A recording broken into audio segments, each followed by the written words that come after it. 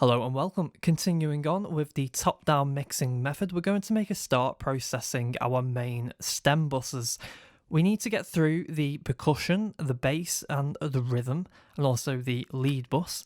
I'm going to start with the percussion bus.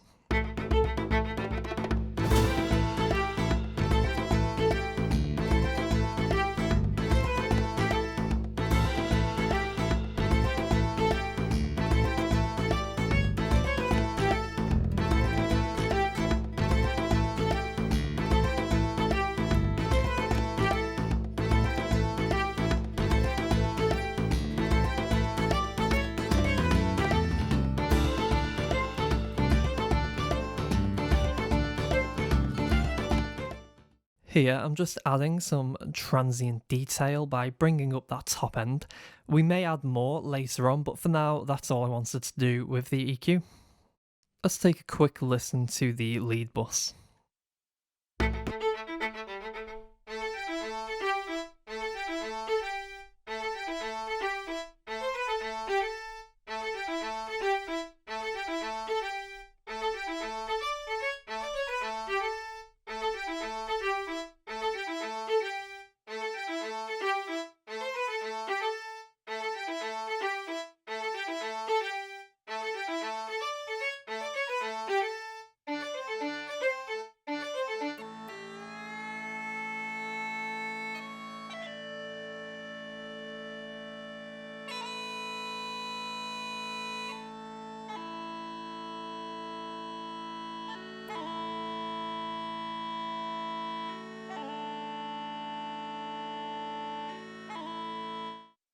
Here, I wanted to clean up the low frequencies that are present in the lead bus by sweeping up to the lowest fundamental played by any of the instruments. Then I remembered that the uilleann pipes can play low drones, so I'm moving the high pass back because otherwise it will just thin out the drone sound and it will cause the uilleann pipes to sound thin and brittle. Let's continue setting up this EQ. For now, we will listen in solo, but once all these EQ points are where we want them, we will then listen in context with the rest of the mix.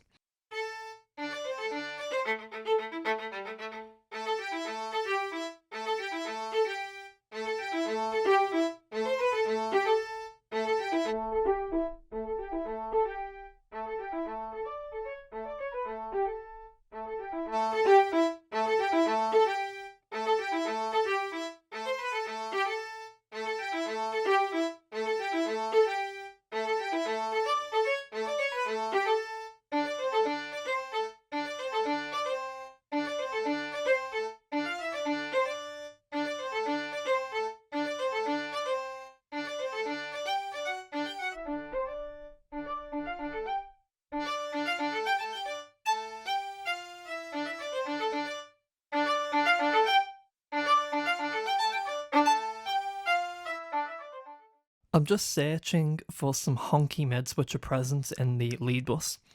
When you're searching for problem areas in a sound, boosting with a narrow band and then sweeping while in solo is usually the best way to do that. Also, just a quick and easy tip, the honky mids are usually present anywhere between 600 and 800 Hz and can be a problem with some woodwind type instruments and brass.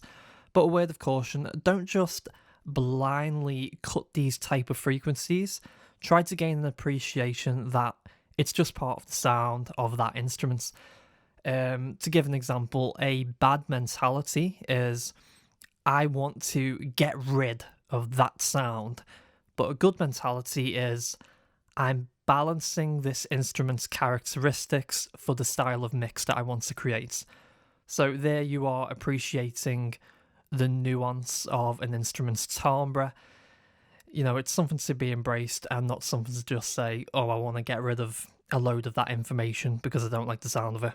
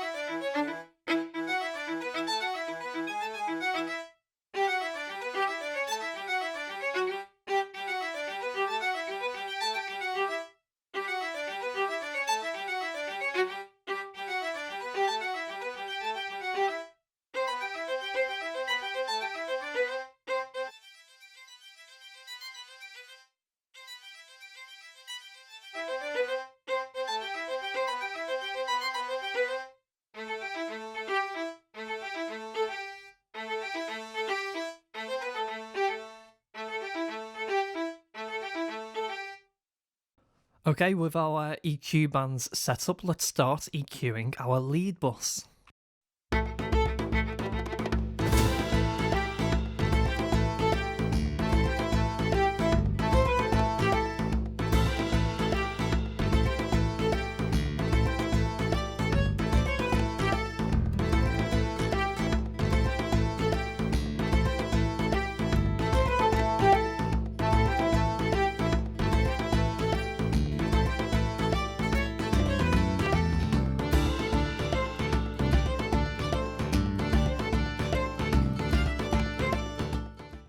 That first dip in the honky mids is just allowing our lead to blend with the overall mixed tonality as a whole. Let's add some more weight using the low shelf.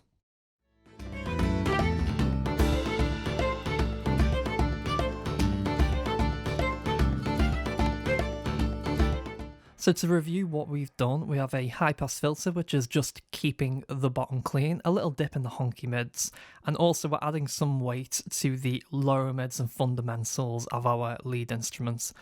The treble and low pass filter aren't really doing anything, I just left them there if I wanted to tweak them later. Let's hear an A-B with and without the EQ.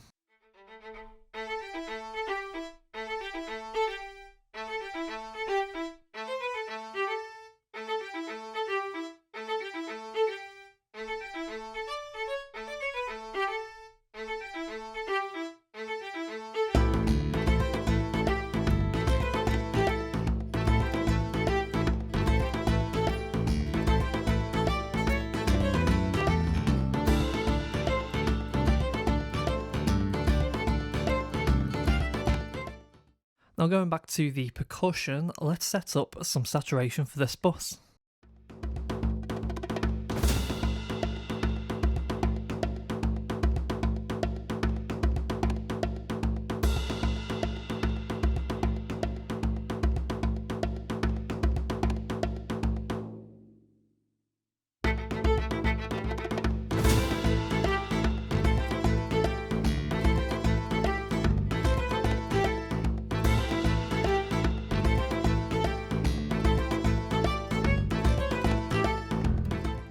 The VCC is just adding some more roundness to the bottom end of our percussion bus.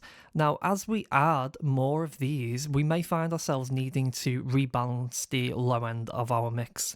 That's the EQ that we set up for our mix bus in the previous episode.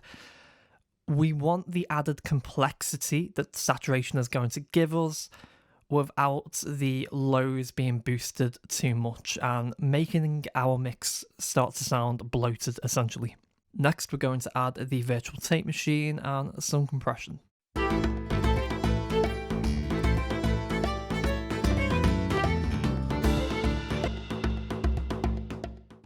Okay, so it was my first time using the FG Dynamic, so I was having a lot of fun playing around with it, which basically meant I had a load of footage I needed to just cut away. So you're not going to see me actually set this up. Instead, I'll explain what I've done and why I've done it.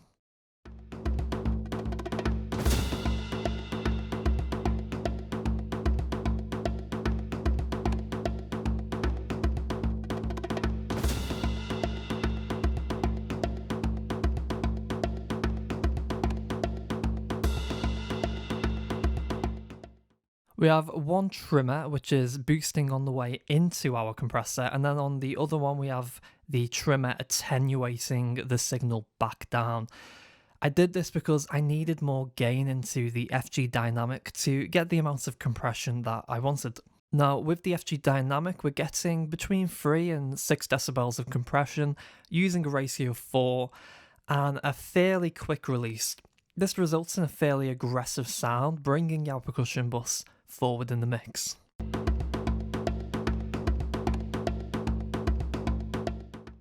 Next, we're going into the custom Opto, which I have to say I absolutely love. Anytime I throw this on a track, I feel like you get an immediate gluing effect.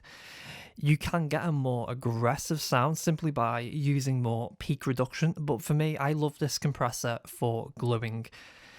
It brings everything closer without making it sound overly compressed. Now on the custom knob though, we're getting about 3 decibels of gain reduction using the fastest release and a ratio of just 2. For the tonal dial, I went for the area option, which is going to excite the top end of the percussion just a little, giving the percussion a more aggressive tonality.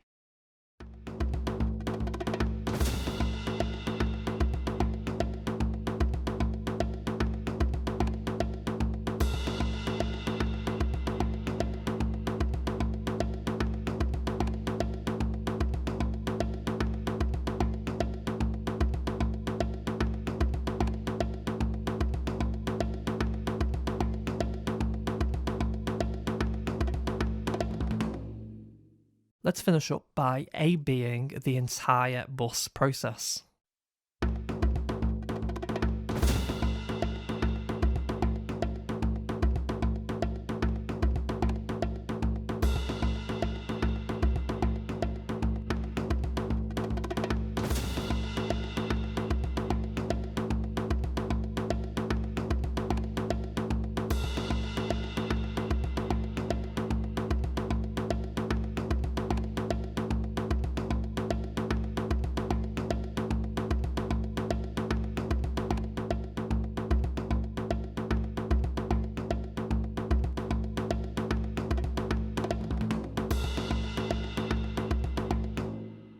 There is a little gain being added here, but you can hear clearly the compressor is just bringing all of those percussion elements more forward and glued, and we're getting a more aggressive tonality, which is going to help when we're trying to craft this upper mid pushed mix.